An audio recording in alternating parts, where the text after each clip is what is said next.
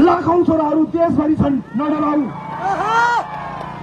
हे शहीदका आमाहरू, यो देशको सपना पूरा गर्नको निमित्त तिम्रो छोरोले तिम्रो छोरीले दिएको बलिदानीको एक अंश पनि खेर हुँदैन।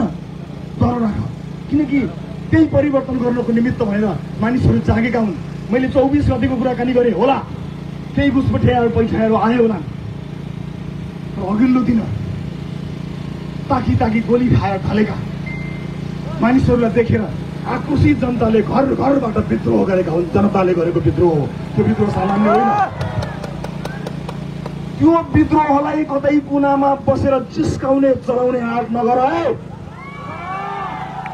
खबरदार। जनताको विद्रोहलाई चुनौती दिने भन्दै संसद बिउताउने हो कि भनेर आँखा चम्काउने र नचाउनेहरू हो होशियार। शहीदको रगत अझै सुकेको छैन, शहीदकी आमाको आँसु अझै ओभानो भएको छैन, खबरदार। धेरै आँखा नचम्काउनु होला।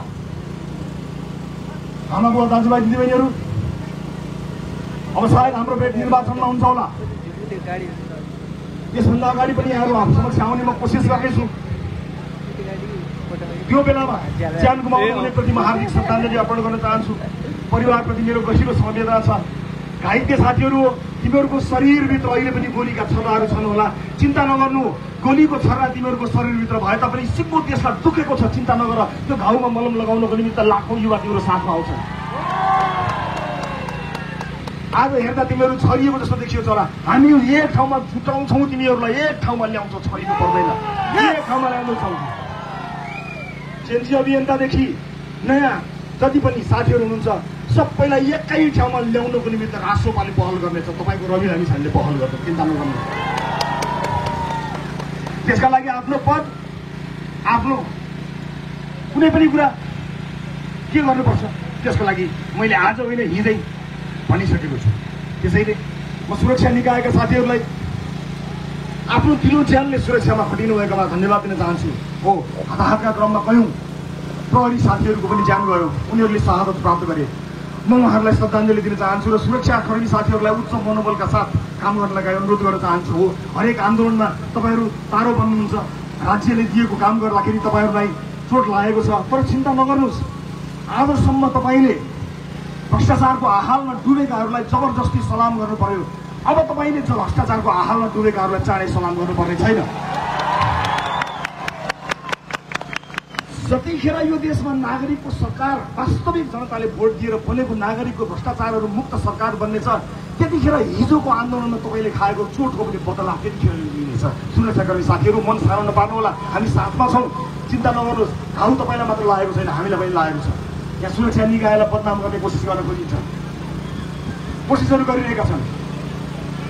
म सुरक्षाका सबै निकायहरूलाई उच्च मनोबलमा रहनको लागि हार्दिक अनुरोध गर्न चाहन्छु। र हिजोको दिनमा जनता बचाउँदा स्याबासी पाउनुपर्ने नेपाली सेनालाई पनि बदनाम गर्ने काम भएको छ।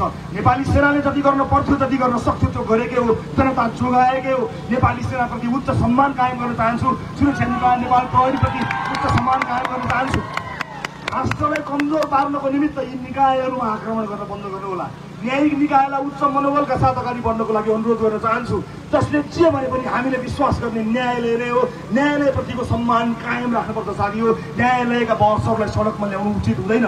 न्यायालयलाई सुधार्नुपर्छ, आफ्नो ठाउँमा छ, तर भएको न्यायालयलाई विश्वास गर्ने हो, न्याय दिने न्यायालय नै हो। न्यायालयप्रति पनि मेरो उच्च सम्मान रहेको कुरा पनि म आज यहाँ अभिव्यक्त गर्न चाहन्छु। र यो सँगसँगै आजको यो भन्न खोजेको छोटो हुन गएको लामो मन्तव्य यही टुङ्गाउँछु। 5 मिनट बोलेर जान्छु भनेर आएको, चितवनको यत्रो माया पाएपछि 5 मिनटमा को जान्छ?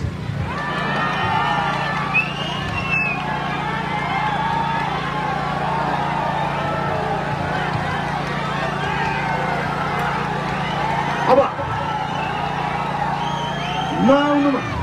नआउनु राजनीतिमा आइहाल्यो, नआउनु राजनीतिमा आइहाल्यो। आइसकेपछि 5 मिनटमा को जान्छ? जाँदैन नसोपा, 5 मिनटमा जाँदैन। हे मेरो प्यारो चितवन, हे मेरो प्यारो चितवन, हे देवभूमि चितवन, यो चितवनले लगाएको यो गुण इतिहासले सम्झने छ, इतिहासले सम्झने छ। यो दिन कुनै सामान्य दिन होइन, इतिहासको एउटा महत्त्वपूर्ण पाना हो जुन जसको सुरुवात हामीले लेखिसकेका थियौँ। यही 24 कोठीमा हिजो अन्यायमा पर्न तपाईँले एउटा व्यक्तिलाई अन्याय पर्यो भनेर तपाईँले न्याय दिनुभएको, यही 24 कोठीमा। आज यो 24 कोठी रवि लामिछानेको न्यायको लागि होइन, यो देशको न्यायको लागि खडा भएको छ र यो देशले न्याय पाएरै छोड्छ। 5 मिनट लागोस् कि 50 वर्ष लागोस्, यो देशलाई न्याय दिने यात्रा सुरु भइसकेको छ। धेरै धेरै धन्यवाद दिन चाहन्छु चितवनलाई, धेरै धेरै माया, यो निरन्तर साथ सहयोगको लागि म धेरै धेरै आशा गर्न चाहन्छु। म अब चाँडै नै प्रधानमन्त्रीज्यूलाई भेट्न चाहन्छु र प्रधानमन्त्रीज्यूलाई भन्न चाहन्छु कि चितवनका जनता सुशासनको तपाईँको यात्रामा खडा भएर अगाडि बढेका छन्। तपाईँ आँखा साथ अगाडि बढ्नुहोला। र यो पनि भन्न चाहन्छु, आँट गर्नु भएन, तर्सिनु भयो, डराउनु भयो, खुट्टा कमाउनु भयो भने हामीले त माफ गर्ला, इतिहासले माफ गर्नेवाला छैन। त्यसैले सुशासनको शर्तसहित सुशासन कायम गर्नुहुन्छ भन्ने विश्वास सहित म प्रधानमन्त्रीज्यूलाई चाँडै भेट्नेछु र भएका कुरा चितवनमा आएर फेरि पनि भन्नेछु। सबैजनालाई म धेरै धेरै धन्यवाद दिन चाहन्छु। 18 समयमा तपाईँले मलाई आशीर्वाद दिनुभएको छ। म जेल पर्दा आफ्नो छोरो नाति जेल परे जसरी तपाईँले भाकल गर्नुभयो, रुनुभयो, आँसुका धारा बगाउनु भयो, आशीर्वाद दिनुभयो, मैले भुलेको छैन। मैले भुलेको छैन तपाईँले दिनरात प्रार्थना गर्नुभएको, मैले भुलेको छैन तपाईँले यहाँ लाठी गोली खानुभएको, मैले भुलेको छैन।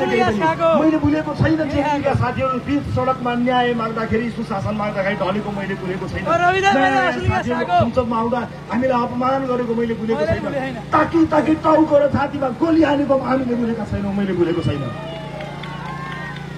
हस्, आजलाई यति नै। अर्को पटक फेरि आउँछु। यहाँहरू सबैको जय होस्। जय घन्टी।